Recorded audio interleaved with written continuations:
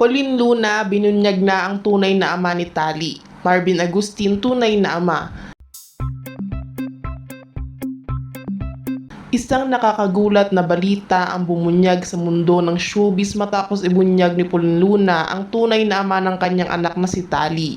Ayon kay Luna, si Marvin Agustin ang tunay na ama ni Tali, isang pahayag na ikinagulat ng marami. Sa isang eksklusibong panayam, ibinahagi ni Luna ang detalye tungkol sa matagal nang itinatagong katotohanan.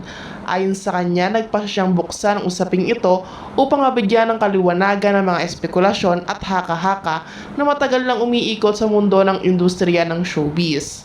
Matagal na itong lihim at sa wakas panahon na para malaman ng lahat ang katotohanan, ani ni Pauline. Si Marvin Agustin ang tunay na ama ni Tali. Nagpasya akong ibahagi ito ngayon dahil gusto ko ng linaw at kapayapaan para sa aking anak. Samantala, agad naman nagbigay ng pahayag si Marvin Agustin kaugnay sa revelasyon ni Pauline.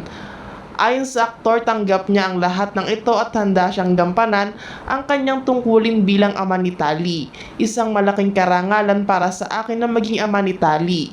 Hindi ko siya papabayaan at gagawin ko ang lahat para maging mabuting ama sa kanya, ani ni Agustin. Ang nasabing pahayag ay mabilis na kumalat at nag-trending sa social media.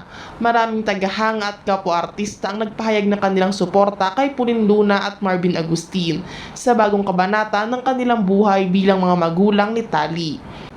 Patuloy na tututukan ng publiko ang mga susunod na kaganapan kaugnay sa isyung ito, lalo na't malaking bahagi si Pauline Luna at Marvin Agustin sa industriya ng showbiz sa Pilipinas.